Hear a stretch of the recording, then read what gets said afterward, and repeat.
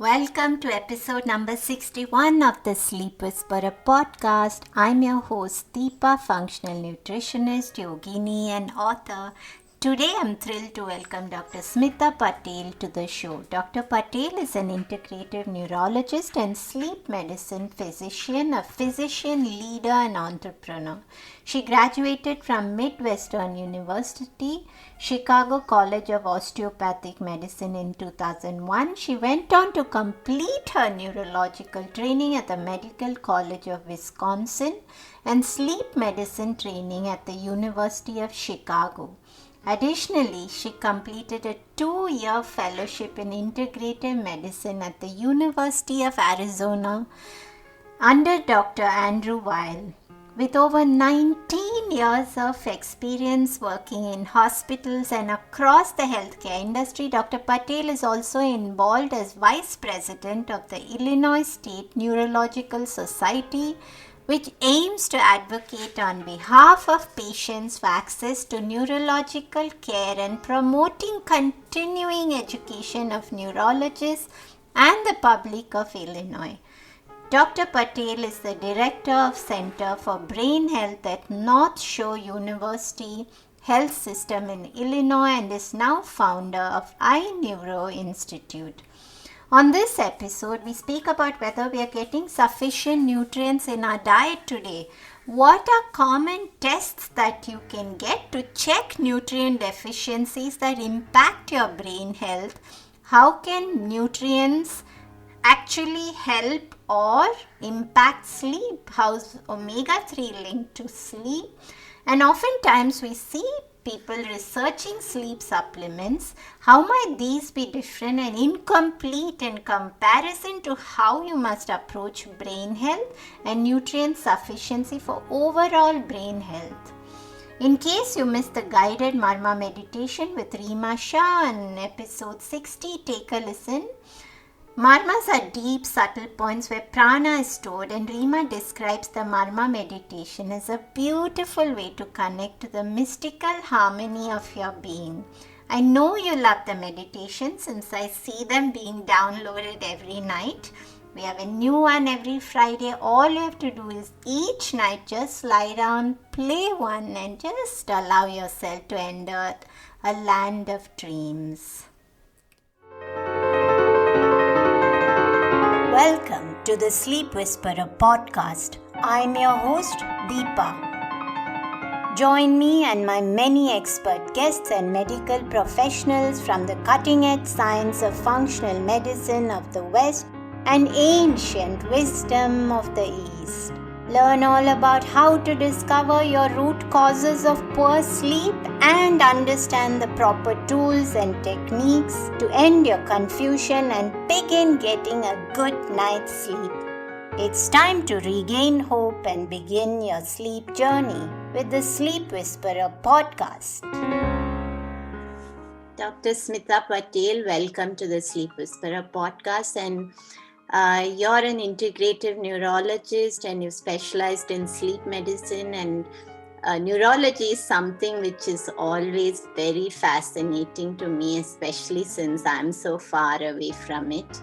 And I know that what was really interesting to me was that you really focus on speaking for patients irrespective of sexual orientation and culture, race, everything. And that's one of the things that we really bring focus to on the podcast on inclusivity. And we had a whole episode on talking to a transgender woman who was moving from male to female, how that impacts sleep, and also to Mr. Gay India talking about sleep challenges and depression in the LGBTQ community. So it was really interesting to me to read that. And why neurology, and what is integrative neurology? So just tell us a little bit about how did Smita become who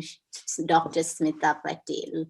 Well, first of all, I want to say thank you for inviting me, Deepa, and giving me the opportunity to talk with you more on the Sleep Whisperer podcast. I've really enjoyed listening to you, and so it's a great pleasure to speak with you here.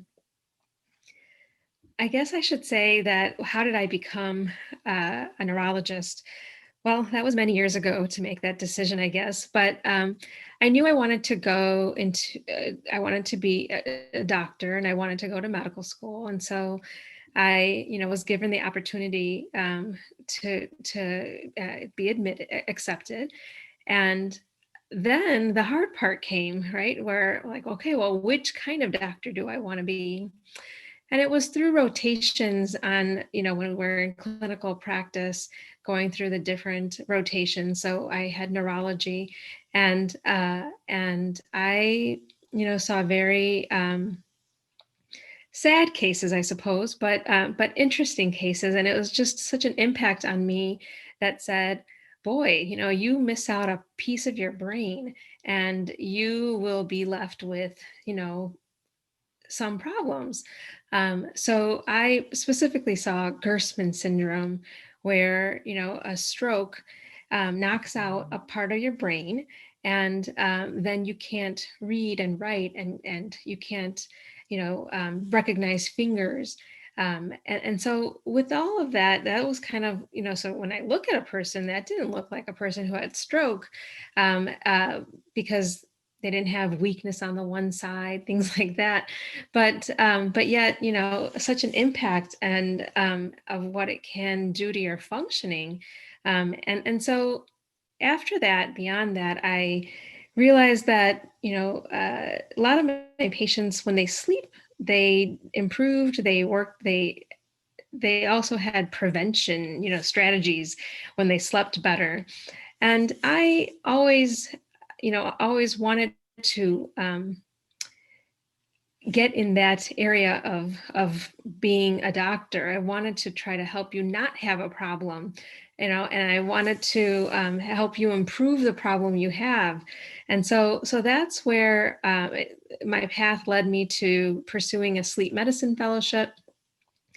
And then later, I seeing all my sleep patients, and they're taking, all kinds of herbal medicines and things over the counter to try to help them sleep. And I said, I really need to understand this more. So I then pursued an integrative medicine fellowship with Dr. Andrew Weil.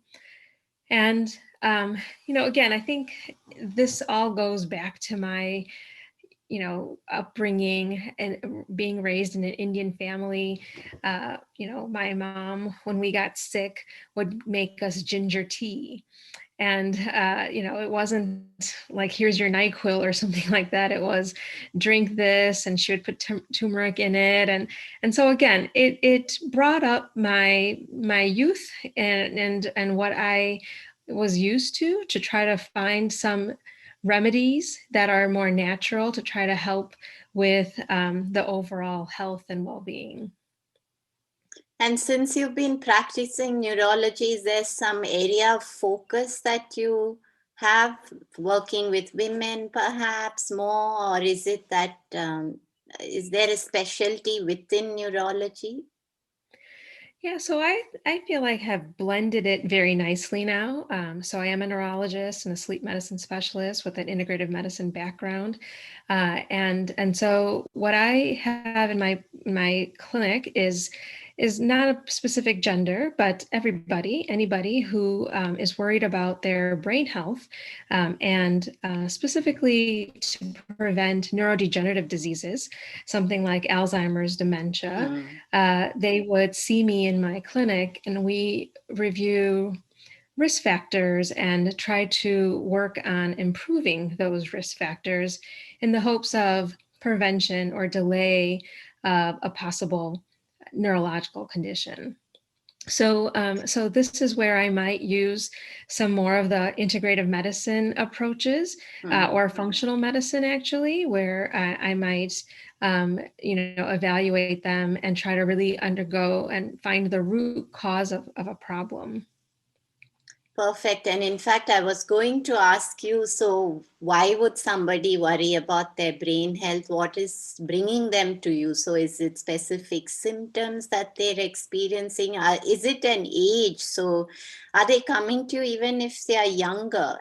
If so, what's really prompting them to seek out a neurologist? But I know when you spoke about how everyone's concerned about brain health, and we are going to talk a little bit about nutrients, so we'll come to all of that. But I often see skepticism when people are told about nutrients and supplementation. And the common question that I get a lot in my practice is that, but why do we need, our ancestors didn't pop these pills? And of course, in our case, we are going to be talking about micronutrients, but from the perspective of both food and supplementation. But why are we now requiring focus on micronutrients, and why would perhaps our ancestors not be exploring this more deeply?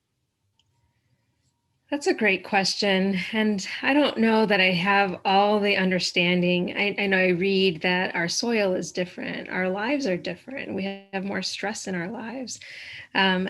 So there's a variety of different reasons as to why we're not getting the nutrients that we're supposed to. It's possible our food has also changed. We didn't have so many options like we do now back then, even from a restaurant perspective. I mean, in 40 years, we have so many more restaurants than we did back then. Yes. So I think, again, I think the way we live has changed too. But I find that by, checking this nutrition status, it's like another tool that I have to try to kind of bridge the gap between maybe supplements and medications. And this works towards more of a proactive health plan. Which is perfect hearing it from integrative neurologists like yourself, because there is a lot of, especially in India, there is loose self prescription of sleeping medication, and we've done a whole episode on that.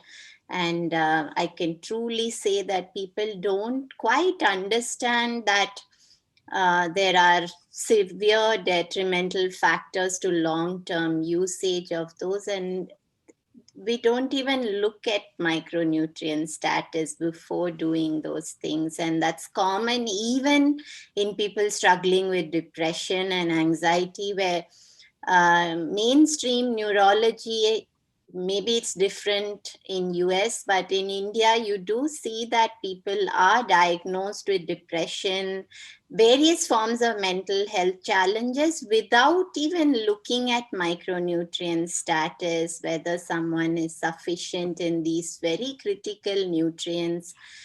So it's important that we do go a little deep into this. I can't wait to actually have this conversation with you.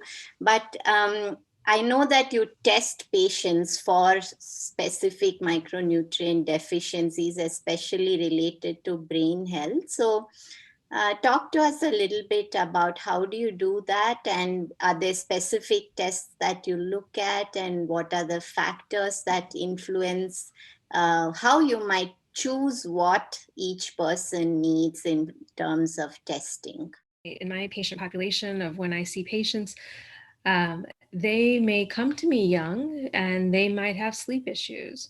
They may come to me older and start having memory concerns, and so I think the range of why people would come to for their brain health is broad. Um, as for, some of them taking pills, yes, they go over the counter in America. A lot of things are over the counter, and which means they can go buy as much and take as much as they want. And so something like, the prescription medications, you would need a doctor's order for that. and you'd only get a 30-day supply. But something like NyQuil or Advil PM, these types of medications, which I think are medications, although they are over the counter, people can go and buy and take as much as they want. And unfortunately, those kind of medications are very similar to the prescription medications in terms of what it's doing to your brain health. It does put you more at risk for developing dementia by taking too many of those and using it for consistent periods of time. And so when I try to see patients, I would like to, evaluate, what is it that you're missing really? Are you, when you can't get a good night's sleep? So assuming we've talked about, their sleep hygiene, what that means, like what their sleep environment is like. Are they drinking alcohol? Are they drinking caffeine? We'll fast forward that part of it because I will address that. And not to say that that's not important. All of those things, of course, are. But for the purposes of our talk, we want to talk about nutrients. So I use this as an extra tool to have once I've looked at, how do they sleep? I've done a sleep study. I want to look closer at, where is the missing link? Because again, I can give them a sleep aid and that will make them sleepy, and most likely it will work, but they don't want to be, and I don't want them to be on, a prescription medication for the rest of their life.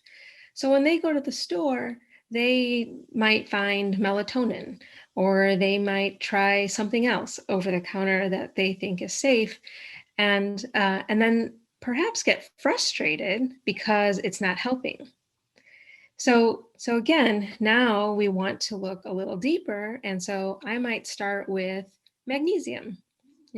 We've all heard about how magnesium might help with relaxation, and so if you actually look at some of the science behind it for sleep, of course it can help with relaxation, and it might even help with some of the anxiety revolving sleep. Interesting enough that magnesium also mimics the action of melatonin. And so, so it increases a neurotransmitter specifically called GABA, GABA, in the brain, which is responsible for like slowing you down, slowing your thinking down, and helping you fall asleep. The magnesium is involved in many enzyme reactions in your body. And, it has a variety of good uses. For when we were in medical school, we learned magnesium can help with pregnant women going through what we call preeclampsia or eclampsia, which is when they have high blood pressure during pregnancy. We might use it for cardiac problems, heart problems, where they have a different rhythm, what we call an arrhythmia. I know as a neurologist, I've used magnesium even for migraines. So again, a variety of ways for us to use magnesium in terms of the problem we're trying to impact. But when I use it for sleep, it's because people are having, quote unquote, insomnia. They're having some difficulty getting to sleep. Maybe they're waking up during the night or feeling unrefreshed upon awakening. I should actually go back and tell you a little story that when I was still learning integrative medicine and functional medicine, I had just had my second child. And so during my pregnancy of my second child, I was actually diagnosed with gestational diabetes. And so I said, oh my, how did this happen to me? I'm still so young. What's going on? I have family history of diabetes, but I didn't expect it to happen to me so early on. And so that made me, more aware of what I was eating and trying to eat healthier. growing up vegetarian, I, probably was a bad vegetarian. I don't think I had my 7 to 9 cups of vegetables that we're supposed to have. And so I wasn't probably even anywhere close to that. But it was during those first 3 years where, I was always tired, didn't sleep well, trying to eat healthy and trying to exercise, trying to try to provide the same for my children to make sure that they're eating healthy and not any of the bottled, foods and things like that. And so, what happened though, the real big wake up call was I was dropping my kids off to school, and I, always was tired, and I was stopped at a red light, but somehow I rolled to the next car and had a little fender bender. Nobody got hurt. There was no car damage. But it was alarming because I just got into an accident at a stoplight. And how did that happen? And so the only best thing that I could tell myself was that I probably had microsleep. And I probably, fell asleep briefly, very briefly, Wow. enough to, right. So that was my wake up call. And when I started saying, okay, I need to look at my sleep and what's going on, I did look at my magnesium level. I looked at a couple of other levels too, but I found that I was low. And when we look at the science on magnesium, did it help me sleep better? Probably. It helped me with my headaches, and it helped me get better blood glucose control too. So it had a variety of uses for me, and so again, I'm glad the science supports looking at magnesium as a possible nutrition source, because we can find magnesium in a lot of our foods that we're eating. Uh, Dark green veggies, for example, all the leafy greens have a lot of magnesium. Legumes, nuts, whole grains, fish, bananas, avocados are also really good sources of magnesium. And so we don't have to get it only from a pill. We can be getting it by having a cleaner diet filled with magnesium rich foods. And so, if you do look at supplementation, Smita, is there a specific form of magnesium that you prefer? And do you look at different forms based on people, or because there's so many forms of magnesium out there? And I know that some of the over-the-counter magnesium available on Amazon, which people buy a lot, they have a lot of fillers and they have poorer forms of magnesium. So just, is there something that you prefer? I do. I really try to focus and have my patients look at the bottle and look at the ingredients and look for magnesium glycinate as my first choice. So that's Glycinate. I like that because magnesium, if you take a supplement, uh, can cause um, GI discomfort, if you will, right? So that's where we might have loose stools or increased bowel movements as a result of the magnesium. So again, it relaxes our bodies and it relaxes our stomach muscles, and so if you have normal bowel movements, then I find that the magnesium glycinate is well tolerated. If you're constipated, I usually have my patients focus more on magnesium citrate. So that's Citrate. And I feel that if you're already constipated, that helps you without feeling like it's just, plowing out of you. So usually with the magnesium oxides, that's when I find that it's not well Yeah. tolerated in our stomachs, and people realize that, and they end up having to stop their supplementation because it's so uncomfortable. So it doesn't get anyone far when you can't handle the supplement you're taking. But using magnesium glycinate if you're, somewhat bowel neutral, and if you're constipated, I like the magnesium citrate. Great. In fact, when you mention oxide, that's the most common ingredient in a lot of magnesium supplements available on Amazon. And the bottle will say glycinate, but if you look deeper, 60% of it will be oxide.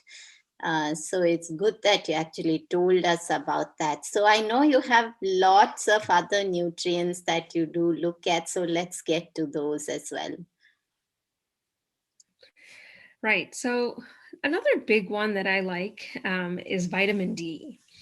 I feel like this is the sunshine vitamin, and it has, again, a variety of other uses that it's been researched in. I'm going to say Alzheimer's dementia. We know that vitamin D deficiency is associated with substantially increased risk of all-cause dementia. It's been looked at for multiple sclerosis. So if we're looking at some of the other neurological problems, but also in cancer, it's been somewhat kind of intriguing in the COVID-19 era that a lot of vitamin D deficiency, was a risk factor for severe COVID disease. And then, of course, the topic of matter, sleep, right? So that when vitamin D is deficient, or when vitamin D is improved, I would say that you can have better sleep quality, you can fall asleep faster, and you will hopefully stay asleep longer. And so overall, there was an improved subjective sleep quality along with that as well. So people felt that they slept better too, in one particular research study with vitamin D.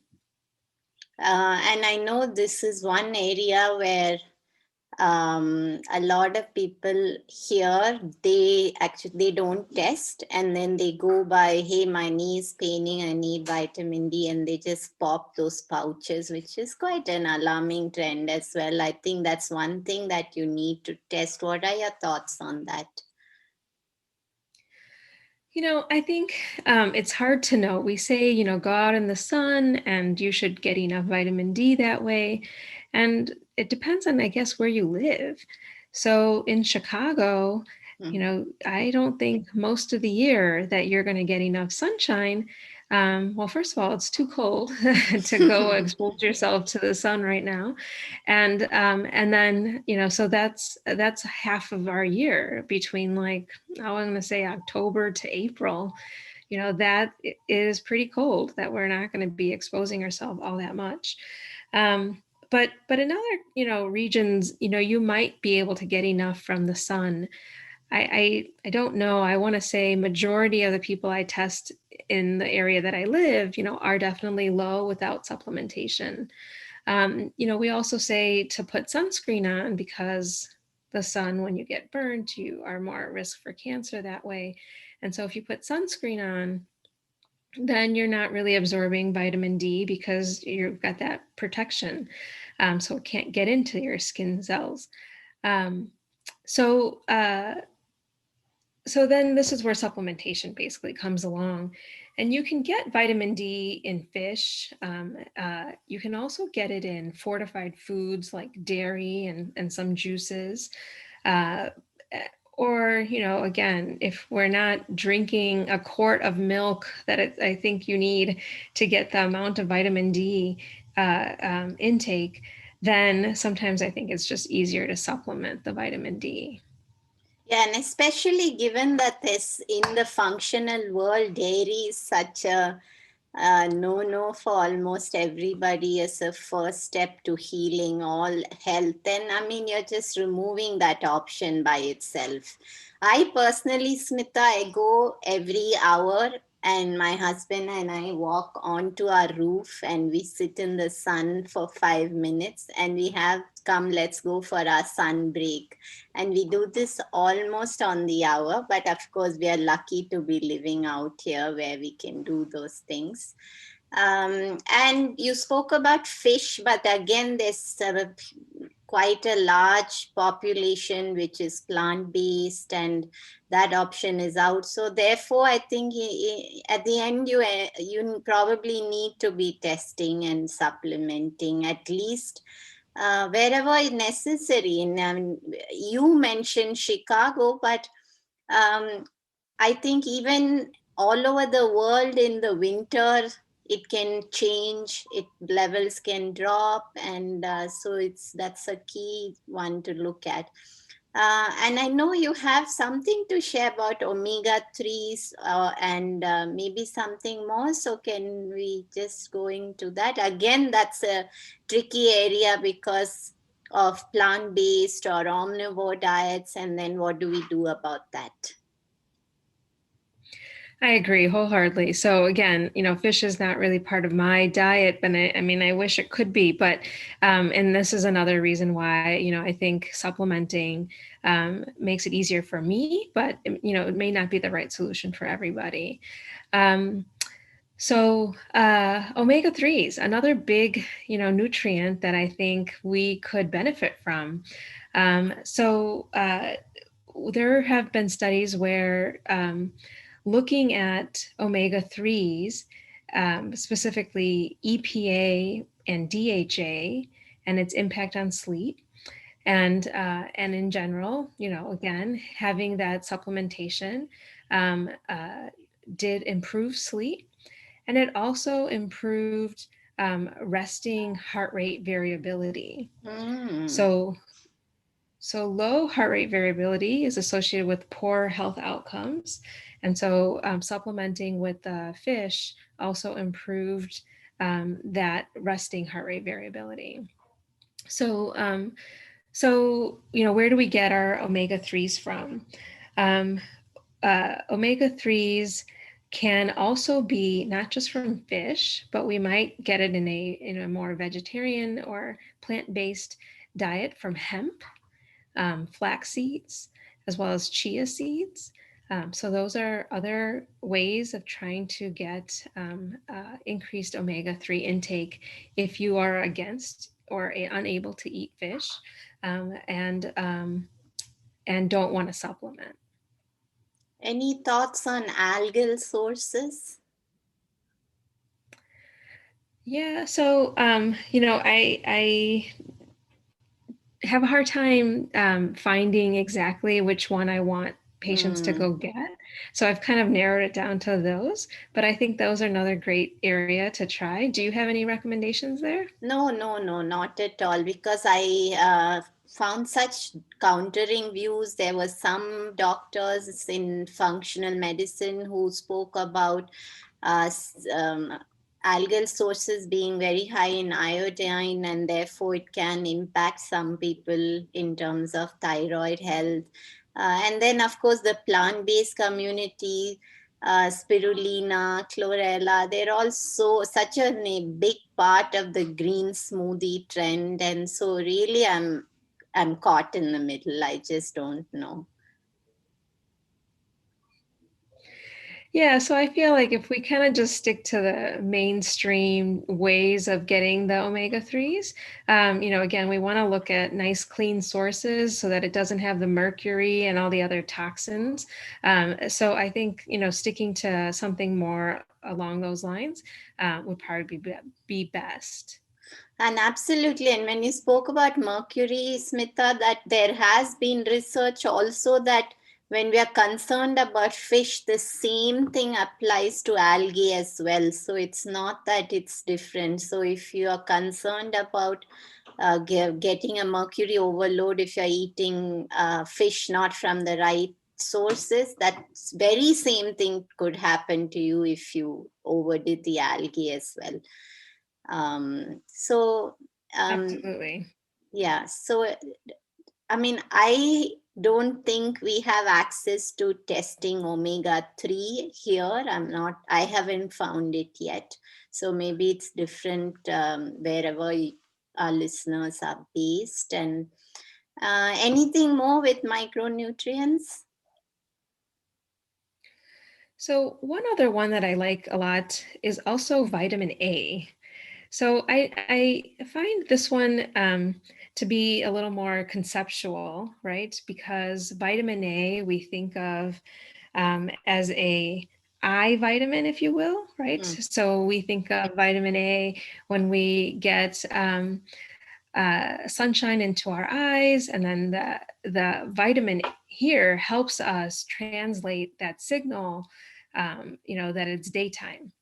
And so we can get vitamin A from plants, and it's known as carotenoids, carotenoids. But we can also get vitamin A from some animal food sources, and that's known as retinol. So my little way to help remember that is retinol and retina, and that's our eye vitamin.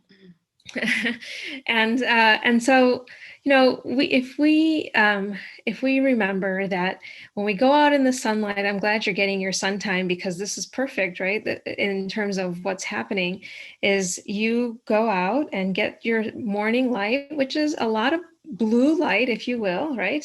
You're setting the stage for getting your daylight and blue light in the morning or in the daytime. And then, if we use our technology smartly, we can, kind of use that rhythm, the natural rhythms that we get from morning daylight, and having that turn over into our nighttime by now it's darker. And so it's setting the stage for going to sleep, and that you're kind of removing some of the blue light. That may not happen in our environment these days, because we're doing a lot of Zoom things and we're doing a lot of phone time. But if we did use our technology smartly, as I was saying, you're gonna spend your time in the day out in the sun, after waking, hopefully, and then using the dim light at night, to read a book or to do something more soothing. And then that hopefully will help you promote good sleep as well.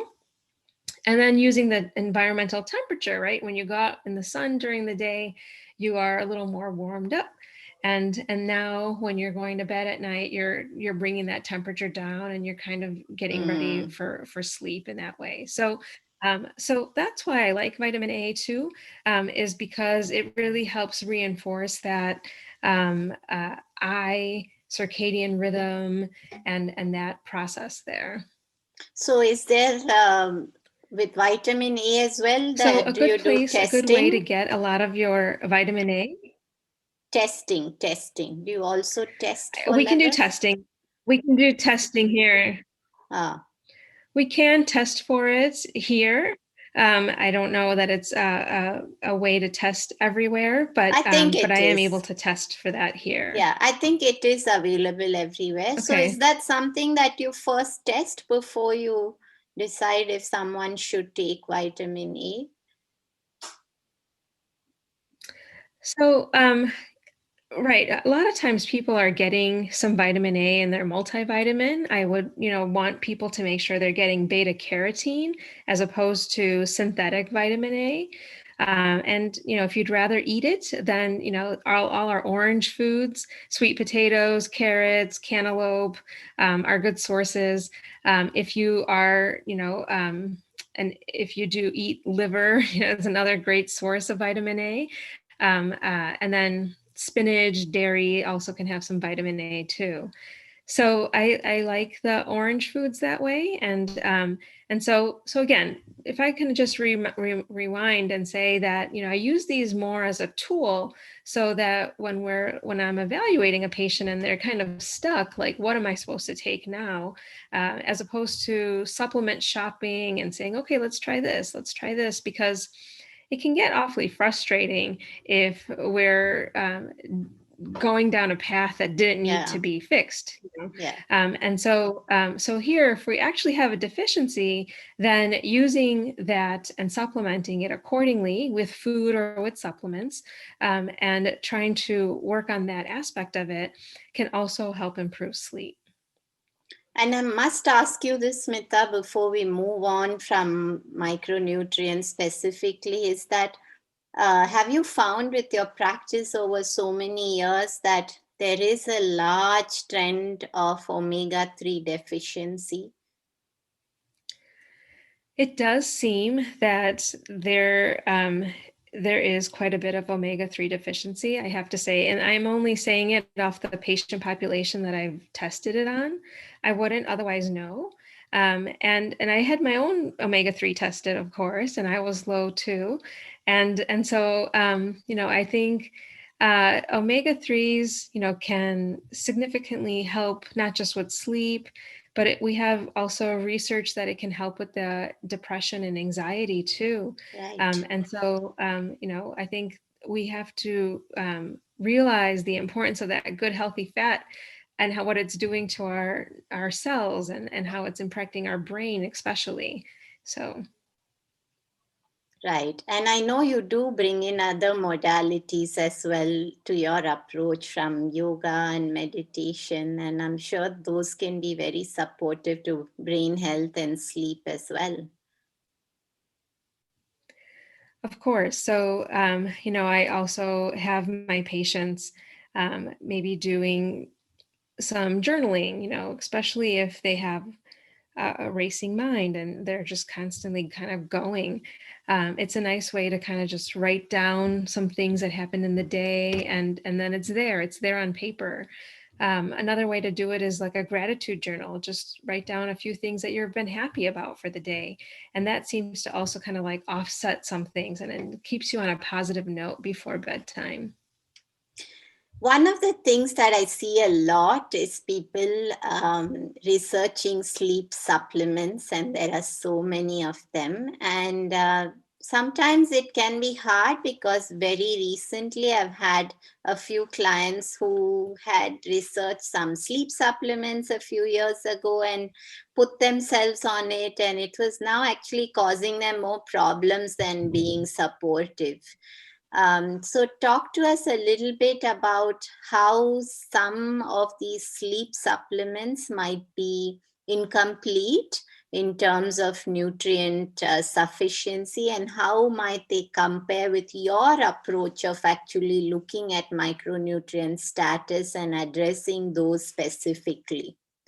There is a lot of stuff out there, and some of it is not so bad, right? You might find that I have a high stress response, so I have high cortisol levels or something like that, and I'll go take some ashwagandha. But again, that might not be the piece of the puzzle that was the only thing missing. So I use the micronutrients to try to also help me dig deeper, really kind of also target the things that are missing. And so my example of magnesium, for example, and myself, right, where I had magnesium deficiency, and I also had headaches and maybe even high insulin. And so here, if I'm going to look at a root cause, I can say magnesium will help not just the one thing, but it might help kind of target some of these other things as well. And so that's why I like to use some of the micronutrients, which may be overlooked in a conventional sleep practice, for example, that if there is a deficiency, we should try to replenish it because your Hmm, body needs these things. right. We wouldn't be able to test for them. We wouldn't be able to recommend them if we didn't find that there was a need for it. So the ones that I'm, suggesting here, we talk about magnesium, we talk about vitamin D, vitamin A, omega-3s. Our bodies do need these nutrients, and we can get these from our foods, and we should get them from our foods. So I'm not trying to suggest that we should just be taking supplements. I feel I would want to really encourage a healthy diet. And I also admitted that, long ago, I was probably a poor vegetarian. I didn't get my servings of vegetables, um, as I should have. And I've luckily changed that, and I feel a lot better. I feel like now if I'm sitting in a movie theater, I can actually watch the movie as opposed to falling asleep in it. Nobody's going to the movie theaters these days, but of course, back in the day when we did, my husband and I would go, he would almost like positively bet that I'm going to fall asleep in this movie theater, which, also says that my sleep was poor. Right. So again, we've fixed a few things, and I hope that, by looking at some of these a little closer, others can have good sleep as well in a more natural way.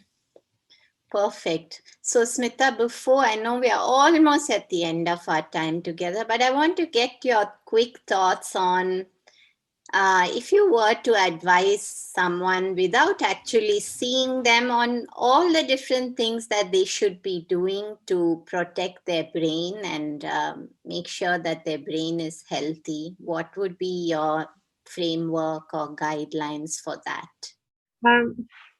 Okay. So with brain health, I'm going to say the three things that are very important. Of course, sleep. You need good sleep, and we also need good diet and good exercise. We need to be making sure that, like, we do all of these three things. I always stress, as the number one thing, I probably do stress exercise.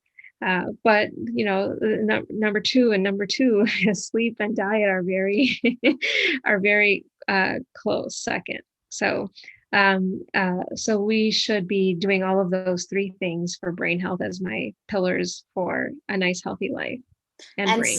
And so, Smita, if I were to come and stay with you and ask you to serve me a plate of brain health, what would my plate have? Okay, so I would make sure that you are having, your nuts and seeds. I want to make sure that you're having lots of vegetables. I want to make sure you're having healthy carbohydrates in that sense, right? So I don't want to give you the refined grains. I don't want to give you the cupcakes and the muffins, and I'm going to try to give you very little sugar, if any at all. I want to give you healthy proteins. So it could be in the sense of, plant-based proteins, as well as legumes. And I want to make sure you're also getting healthy fats. Those are my ways I would try to serve you. Super. All right. So let's just wrap up our conversation. In your mind, what do you think is the biggest root cause of this rampant sleep challenges out there today? I think it's stress. Hmm. I think we're all just going. We're going somewhere, and I think we should probably slow it down, and try to enjoy our journey. I think that's going to be very important.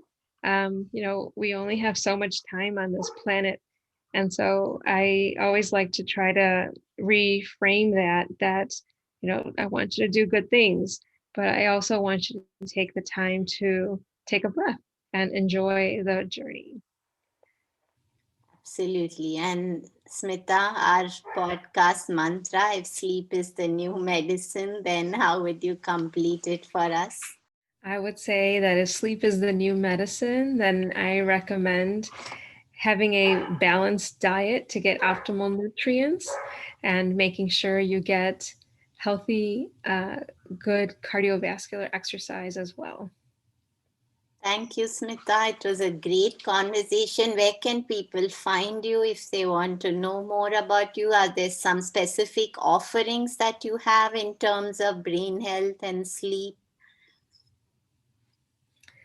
Right now, I have a Sunday newsletter where I talk about healthy related matters on brain health, and it does also include sleep. And they can find me at www.iNeuro, Neuro, Institute, INSTITUTE.com. And so come join me on my weekly, it's a free newsletter, Sunday newsletter, and hopefully we can just continue to learn together. Dr. Smita Patel, thank you for being here with us today, for giving your time, and I might just have you back someday to talk a little bit more about brain nutrients. I don't think I'll ever get tired of talking about brain health. It's just such a fascinating subject. So thank you for being here with us today. Thank you. It's been a great pleasure to be here, and I enjoy talking with you. I also enjoy your podcast. Good. Thank you, Deepa.